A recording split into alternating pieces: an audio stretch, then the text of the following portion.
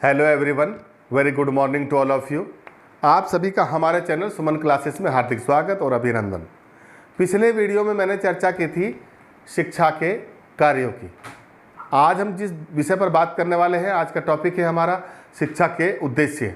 तो आइए बात करते हैं एम्स ऑफ एजुकेशन पर, यानी शिक्षा के उद्देश्य। शिक्षा के उद्देश्य, शिक्षा के क्या क्या उद्देश्य हैं, इन पर हम बात करने वाले हैं। एम्स ऑफ एजुकेशन,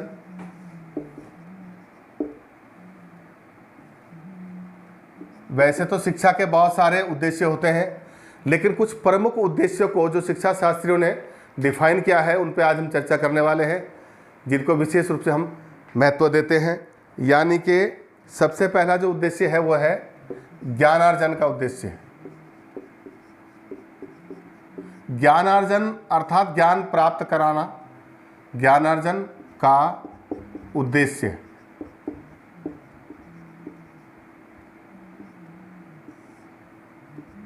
उद्देश्य से मकसद ये है कि कोई भी काम व्यक्ति करता है तो किसी न किसी उद्देश्य को, लक्ष्य को लेकर के या मकसद को लेकर के करता है। ऐसे ही शिक्षा भी जब व्यक्ति को दी जाती है, बालक को जब शिक्षा दी जाती है, तो उसका कोई ना कोई उद्देश्य होता है। उनमें से एक उद्देश्य है जिसको हम कहते हैं ज्ञानार्जन का उद्देश्य, यानी बालक को ज्ञान प्राप्त कराना, उसको ज्ञान कराना, उसके वातावरण का, उसके आसपास का, उसके समाज का, उसके देश का, जिस समाज में वो रहता है उससे लेकर के जहाँ जहाँ भी उसका संबंध बैठ सकता है आने वाले भविष्य में, उन सभी चीज़ का ज्ञान कराना और उससे संबंधित कराना उसको, ये शिक्षा का प्रथम उद्देश्य है, पहला उद्देश्य है।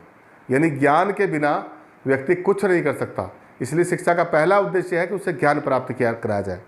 दूसरे उद्देश्य की बात करें तो दूसरा उद्देश्य है शारीरिक विकास का उद्देश्य। शारीरिक विकास का उद्देश्य।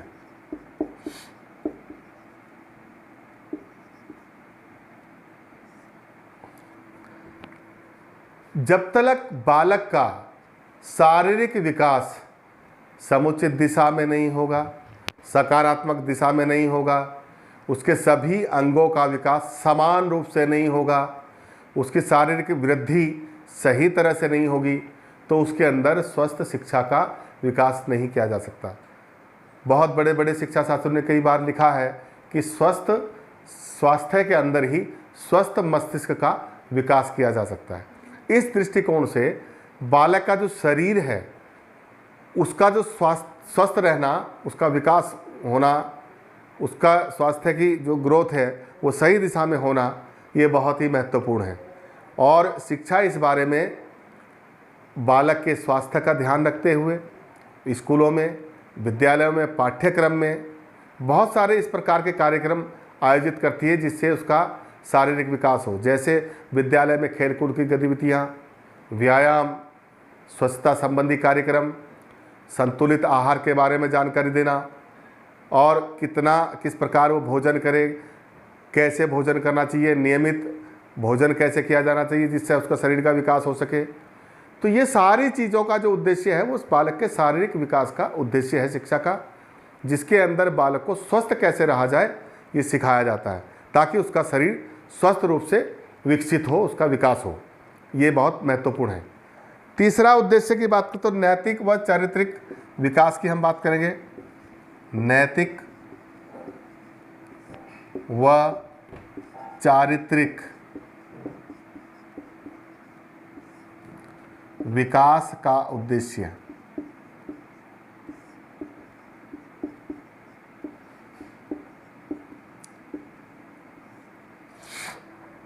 प्रत्येक व्यक्ति को जिस समाज में वो रहता है या जिस राज्य में रहता है, वहाँ के समाज द्वारा, सरकार द्वारा, कानून द्वारा या जिस परिवार में रहता है उस परिवार द्वारा एक निश्चित जीवन शैली का निर्धारण किया जाता है, जिसके कुछ नियम होते हैं, परंपराएं होती हैं, नीतियाँ होती हैं। उन सभी का पालन करना, उन सभी के प्रति अपना आदर भाव रखना और उनका अनुकरण करना, ही उसका जो है नैतिक विकास है। और जहाँ तक चारित्र की बात है, चरित्र के मामले में कहा गया व्यक्ति को अच्छी तरह से सभ्य होना चाहिए। उसका चारित्रिक विकास के मामले में उसे सच बोलना चाहिए, झूठ नहीं बोलना चाहिए, दूसरों को तकलीफ पहुंचाए बिना अपना कार्य करे, सबके साथ आदर का भाव रखे, सबको सम्मान दे, छोटों को भी सम्मान दे, बड़ों को भी सम्मान दे। इस प्रकार का जो व्यवहार करना है वो शिक्षा हमें सिखाती है। और शिक्षा के द्वारा ही हम सीखते हैं कि हमारा व्यवहार दूसरों के प्रति कैसा होना चाहिए। तो शिक्षा के द्वारा एक अच्छे नागरिक का और अच्छे चरित्रवान व्यक्ति का विकास करना भी शिक्षा का उद्देश्य है। दूसरा उद्देश्य है मानसिक विकास का उद्देश्य। अगला जो चौथा नंबर है, मानसिक विकास का उद्देश्य।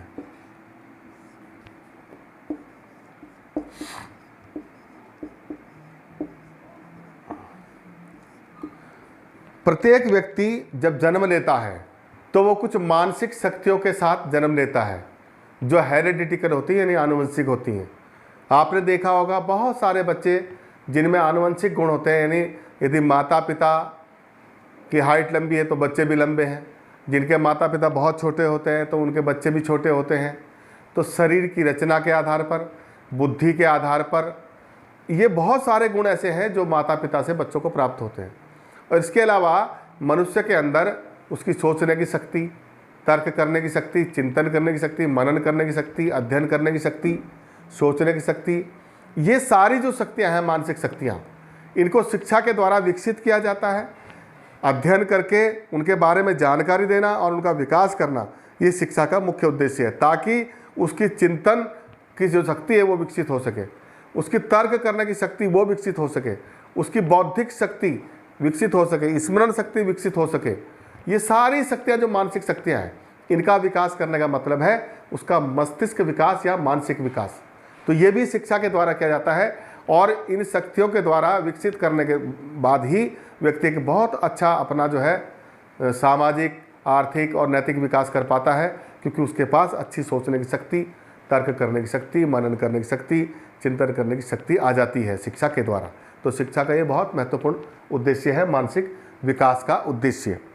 अगले उसकी उद्देश्य की बात करें तो सांस्कृतिक विकास भी एक महत्वपूर्ण उद्देश्य है शिक्षा का।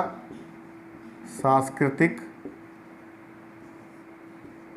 विकास यानी बालक जिस समाज, समुदाय या माहौल में रहता है, जिस वातावरण में रहता है, सामाजिक वातावरण में रहता है, वहाँ के कुछ नीति नियम होते हैं, वहाँ की परंपराएं होती हैं, वहाँ के रिवाज होते हैं, और उन सब चीज़ों का अनुकरण करना, वहाँ का खान पान, वहाँ का रहन सहन, वहाँ की जीवन शैली, ये सब संस्कृतियों में सम्मिलित होता है।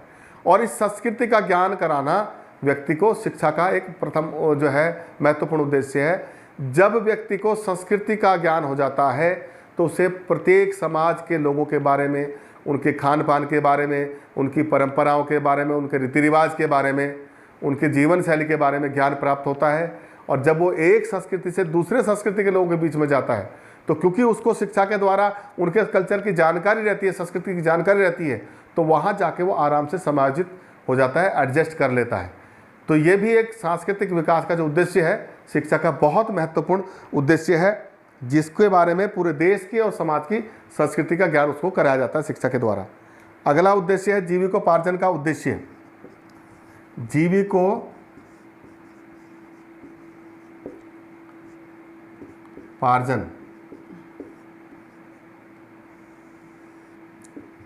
का उद्देश्य यानी जीविकोपार्जन से मतलब जीवन में जो उसकी आवश्यकताएं हैं, अपने जीवन को जिंदा रहने के लिए जो उसकी प्राथमिक आवश्यकताएं हैं, रोटी, कपड़ा और मकान, और अपने जीवन में जो बहुत आवश्यक अनिवार्य है उन चीज़ों की पूर्ति वो कैसे करेगा, ये सब शिक्षा के द्वारा उसको सिखाया जाता है कि आप समाज में रहकर, परिवार में रहकर, इस भौतिक पर्यावरण में रहकर, चाहे समाज हो, समाज से सामाजिक ज़रूरतें पूरी करता है, परिवार से पारिवारिक ज़रूरतें पूरी करता है, और इस भौतिक पर्यावरण से वो अपने जीवन की भौतिक वस्तुएं प्राप्त करता है। तो शिक्षा कहती है कि परिवार को दुख पहुंचाए बिना, समाज को तकलीफ पहुंचाए बिना और पर्यावरण के साथ यानी वातावरण के साथ, इन्वायरमेंट के साथ अनावश्यक छेड़छाड़ ना करके अपने आवश्यकताओं की पूर्ति करने का कौन सा मार्ग है, ये भी शिक्षा के द्वारा बताया जाता है। या किस प्रकार आप उनका दोहन करें, किस प्रकार उन वस्तुओं का उपयोग करें कि उनको क्षति ना पहुंचे और आने वाली पीढ़ी के लिए भी वो चीज़ें बराबर बनी रहें। जैसे आपके लिए पिछली पीढ़ी ने सारी चीज़ें संभाल के रखी हुई, ऐसे ही आप भी अगली पीढ़ी के लिए ये पर्यावरण, ये वातावरण, ये समाज, ये परिवार सब बचाए रखें ताकि आने वाली पीढ़ियों को दिक्कत ना हो। तो ये जीविकोपार्जन का एक ऐसा उद्देश्य है जो सबसे महत्वपूर्ण है, जिसमें व्यक्ति को ये सिखाया जाता है कि अपनी ज़रूरतों की पूर्ति इस बात को ध्यान में रख करके करें कि आने वाली पीढ़ी को भी इन चीज़ों की ज़रूरत होगी तो उनकी भी पूर्ति होती रहे। इस बात को ध्यान में रखकर जब अपना जीवन हम जीते हैं तो इस शिक्षा का एक बहुत महत्वपूर्ण उद्देश्य होता है। अगला उद्देश्य है सामाजिक उद्देश्य। सामाजिक उद्देश्य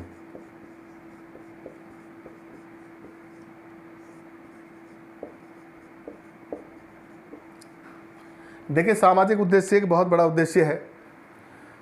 जब बालक जन्म लेता है और वो समाज में पलता है, परिवार में पलता है, तो उस बालक के बौद्धिक विकास के लिए ये जितने भी उद्देश्य हैं, इन सब की विकास करने के लिए समाज व्यक्ति की शिक्षा की व्यवस्था करता है। शिक्षा की जो व्यवस्था है बालक के लिए कौन करता है? समाज करता है। और समाज इसलिए करता है कि ये जो व्यक्ति समाज का है ये शिक्षा लेकर के कुछ अच्छा बने और जब वापस समाज में आए तो समाज के काम आए। तो व्यक्ति समाज की मूल इकाई और सामाजिक प्राणी है। तो शिक्षा का उद्देश्य है कि उसके समाज की संरचना के बारे में, समाज के स्वरूप के बारे में, समाज की प्रकृति के बारे में, समाज की आवश्यकताओं के बारे में, सब चीज़ों का ज्ञान उसको कराया जाए ताकि जब वो शिक्षा लेकर वापस समाज में जाए तो जिस समाज से वो आया है वहाँ जो जरूरी हो, जो आवश्यक हो, जो समाज के लिए बहुत महत्वपूर्ण हो, ऐसे कार्यों को वो शिक्षित होकर के जाए वापस तो करे ताकि समाज का भी विकास हो और उस व्यक्ति का भी विकास हो। तो ये सामाजिक उद्देश्य शिक्षा का बहुत महत्वपूर्ण उद्देश्य है। इसके अलावा एक अंतिम उद्देश्य की हम बात कर लेते हैं, जीवन को संपूर्णता प्रदान करना। इसको ये मेरे ख्याल में आपको दिखाई नहीं देगा यहाँ पे, मैं इसको मिटा लेता हूँ और ऊपर से लिख देता हूँ अलग से।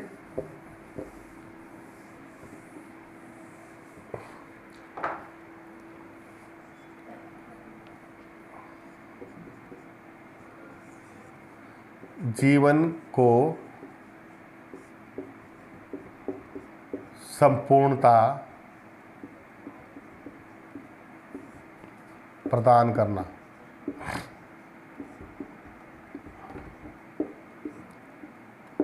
ये बहुत बड़ा कॉन्सेप्ट है, जीवन को संपूर्णता प्रदान करना। जीवन को संपूर्णता संपन्न तो कोई हुआ ही नहीं। जिंदगी में इंसान हमेशा कुछ ना कुछ कहता रहता है, ये कमी वो कमी, ये कमी वो कमी। लेकिन जो शिक्षा की दृष्टि से अगर संपूर्णता का कॉन्सेप्ट समझा जाए तो मनुष्य को अपने फिजिकल नीड्स, शारीरिक आवश्यकताओं के अलावा उसकी जो सामाजिक ज़रूरतें हैं, पारिवारिक ज़रूरतें हैं और आर्थिक आवश्यकताएं हैं, जो भौतिक ज़रूरतें हैं, जिनकी वो पूर्ति करता है।